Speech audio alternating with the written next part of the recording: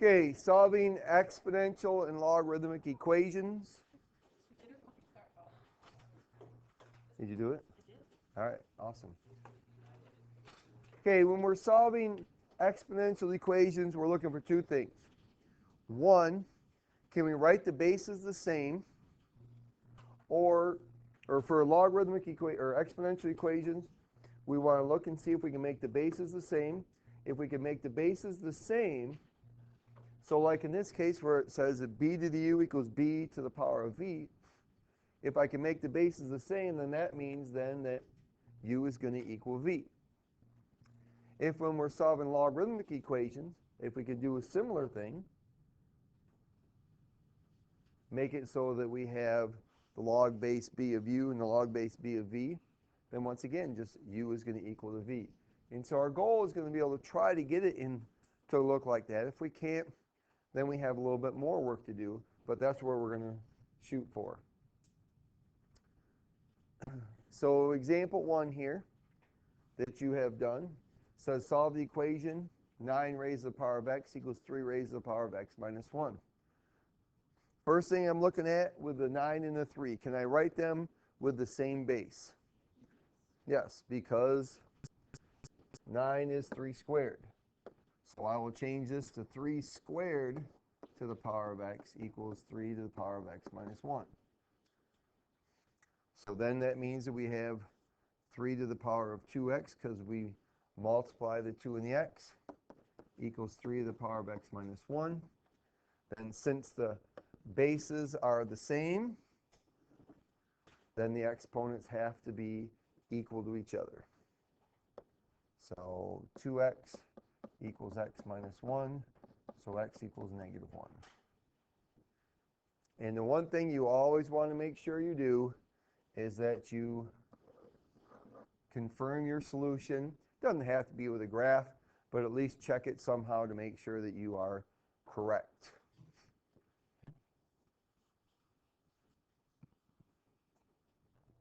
So if we can make the bases the same, we want to do that. But not in all cases are we going to be able to make the bases the same. So I need to be able to solve this equation without the use of a calculator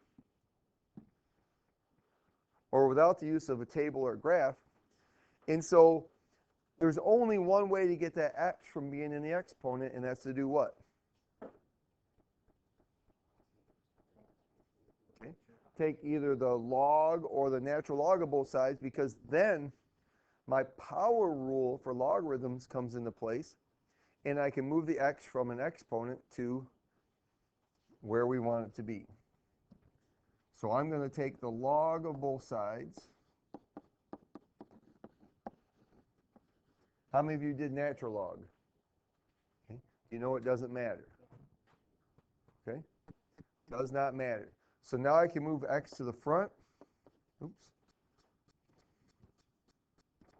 So we get x log of 6 equals the log of 3. And then we just divide by the log of 6.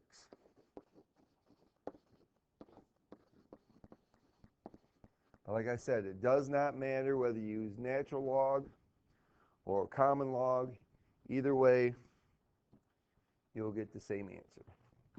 Should get approximately 0.613.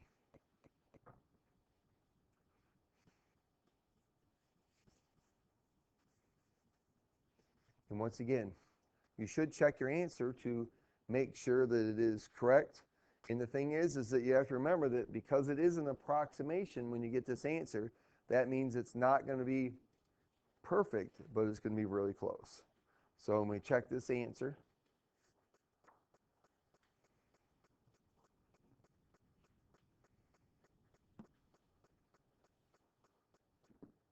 so 6 raised to the power of 0.613, we get a number really, really close to 3, but not exact, because it is approximate.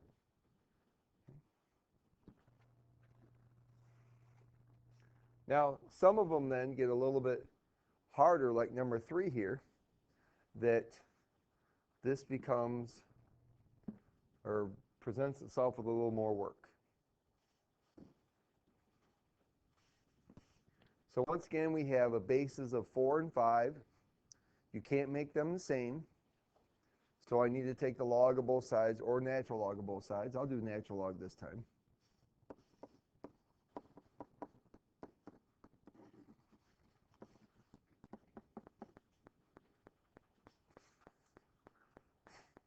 Now once again, because we're taking the logarithm of both sides, it's just like solving any other equation.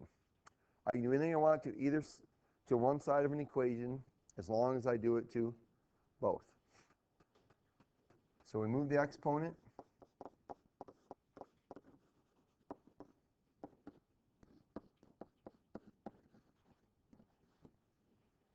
Now, one of the things that you might want to do at this point in time is change the natural log of 4 and the natural log of 5 to decimals.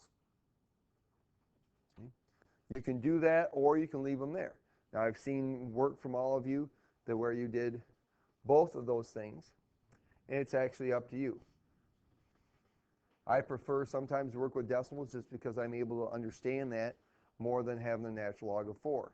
But if you use it with the natural log of 4, we expand it, or distribute it. There we go. There's a word I'm looking for. So we have 2x natural log of 4 minus natural log of 4 equals natural log of 5 minus x natural log of 5. Now that's fine, but I would rather actually put numbers in there for natural log of 4, natural log of 5, so that I'm seeing a little bit. So I'm actually working with numbers instead of the forms there. But it's up to you which way you do it. So I'm going to go ahead and I'll bring this one up because I know I did it that way. So I need to get the x's on the same side. So I'm going to add x natural log of 5. So we get 2x natural log of 4 plus x natural log of 5. And then we're going to add the natural log of 4 to both sides. So we get natural log of 5 plus natural log of 4.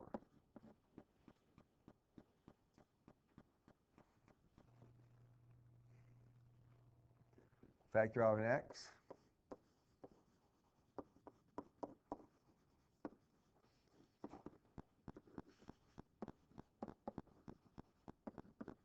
And then divide.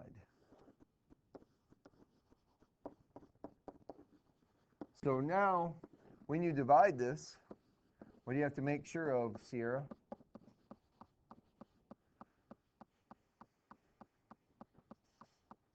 When I divide that, what do I need to make sure of?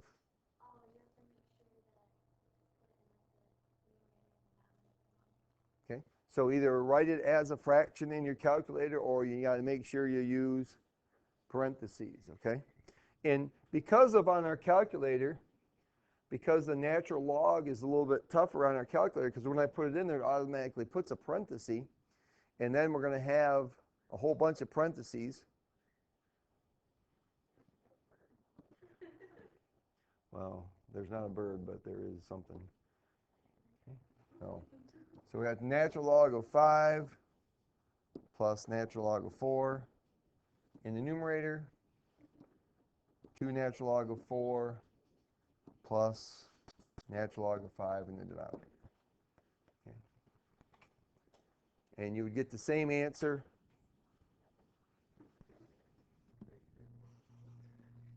if we use,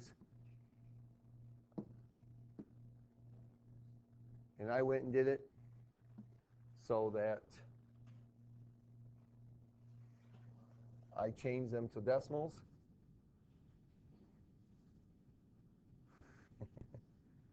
Great. I'm going to undo that. There we go. So here's with using the natural log and keeping the natural log there. Here's with using the common log.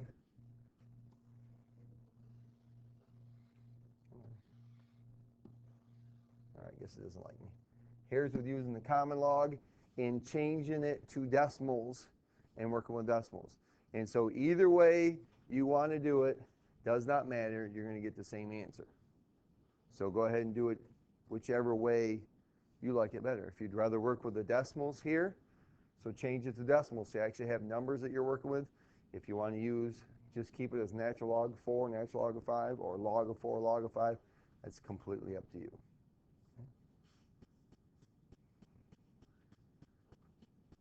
Right. Any questions on that?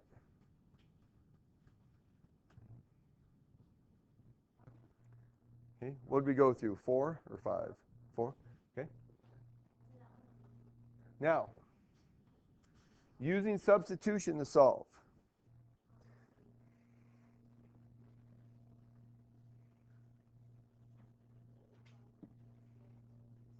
Now, is this one yours right here that says, okay.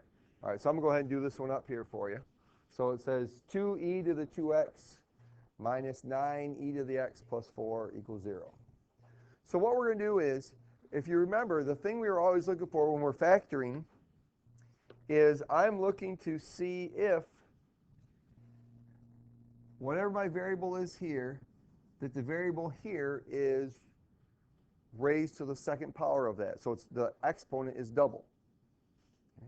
Because we've done some where we've had questions similar to this, where maybe we said 2x to the 4th minus 9x squared plus 4 equals 0.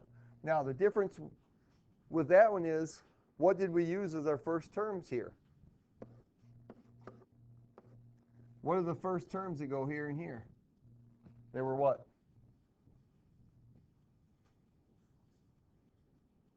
It was x squared, right? Whatever this term was here, that's the thing that went here and here. So the same thing applies when we're using like e to the x or e to the 2x. That when I'm all done, when I factor this, I'm going to have e to the x and e to the x. Now you can do it that way, or what you can do is we can use substitution and let u equal e to the x. If I do that, then it's going to look like this instead. So I have 2u squared minus 9u plus 4 equals 0. Now, which of these seems easier to factor? Okay, with the u.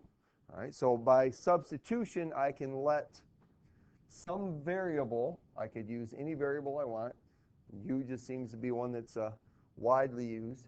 And I can replace, let u be equal to whatever that middle term variable is. And then the first term variable is just going to be that thing squared.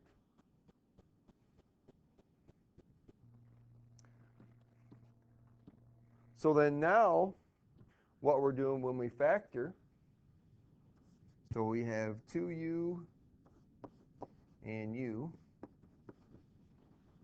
And what do I get when I factor this then?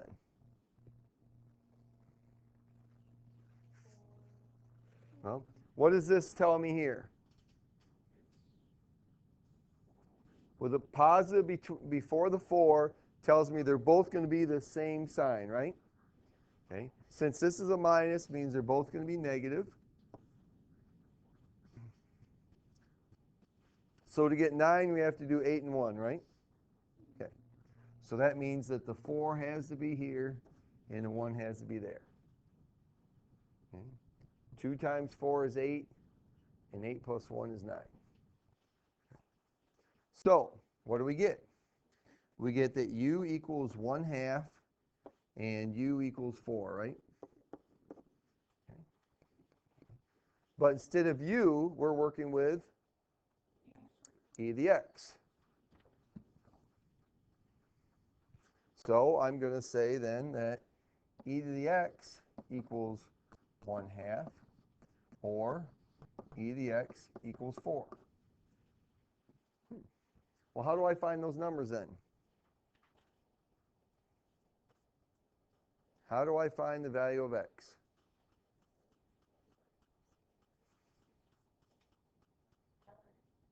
Why natural log? Okay, it cancels the e out because they're inverses, right?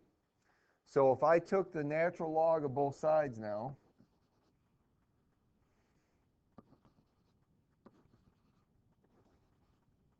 So we had natural log of e to the x equals natural log of 1/2. Natural log e to the x equals natural log of 4. Well, because the natural log and e are inverses of each other and they undo each other, we get x equals the natural log of 1/2, or x equals the natural log of 4.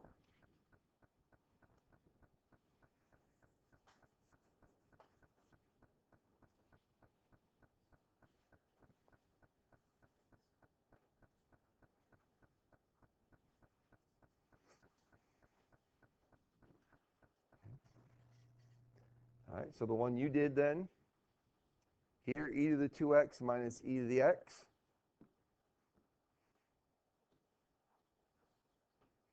Now you can factor, you don't have to use u if you don't want to. As you can see, I didn't in this case. I know that because this middle term here is e to the x, that means I'm going to have e to the x's as my first term in both cases. So what are the factors? So first thing I had to do is subtract 6. So what are the factors of -6 that add up to -1? Okay. -3 and +2. I'm just using e to the x with them instead of x or y or z or whatever.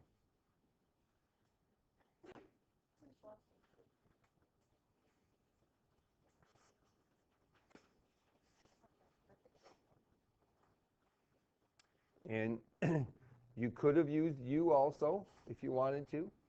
You could have done u squared minus u minus 6 equals 0. So you'd get u minus 3 and u plus 2, right? Which would have led us to this right here also. And if you want to use u's instead, then you're more than welcome to do that. If you want to use the substitution. If you can see it without the substitution, you can do it without the substitution. So why is natural log of 3 the only answer for that one?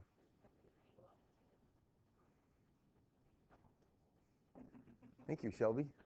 Okay. All right. You can't take the natural log or the log of a negative number because it's not in the domain, but also that if we take a number and raise it to a power, it's always going to be positive, not negative.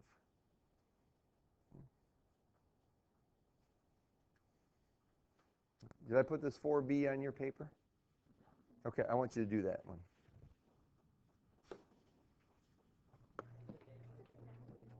Okay, even though it thinks it's day 2 for number 5, we're going to do number 5. Okay, it says when a living organism dies, its carbon-14 decays. The half-life of carbon-14 is 5,730 years.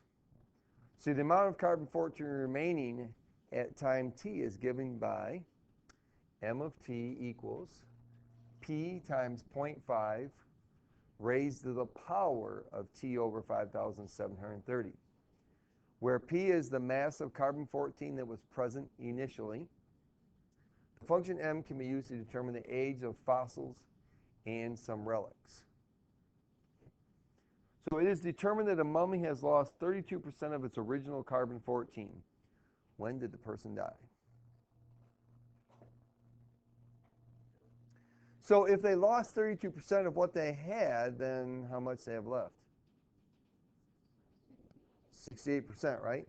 So we could say that they now have 0.68 and they started with 100%, right?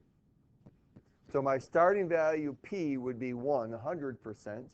Their final value M of T would be 68% of that.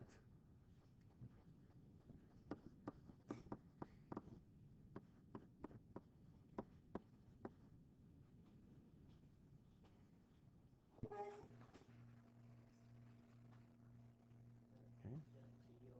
That is T over 5,730. That's time. So since they've lost 32%, they have 68% left of what they originally started with, correct?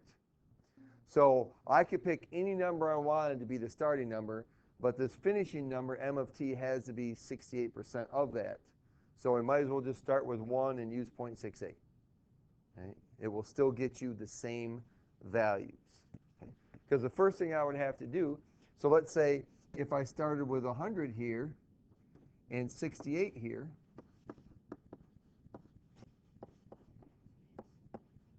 if I decide to do that, I would still, the first thing I'd have to do is divide both sides by 100, which would still put me at 1 and at 0.68. Something like that. Okay. So now, how do I solve that equation? Okay. It's an exponential equation now, right? And since I can't make the bases the same, I'll take the log or the natural log of both sides, whichever one you want to use.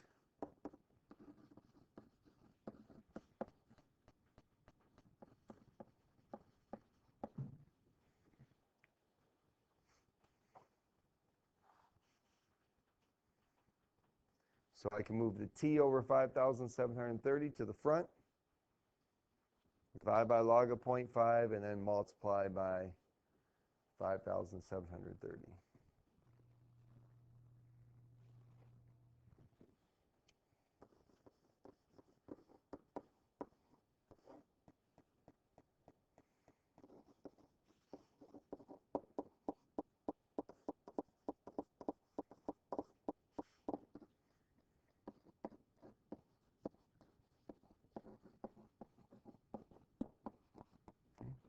So multiply by 5,730 and divide by the log of 0.5. So we got t is approximately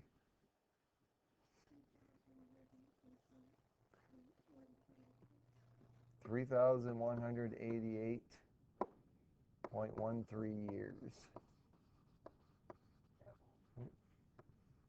So that person died a while ago, okay, according to this.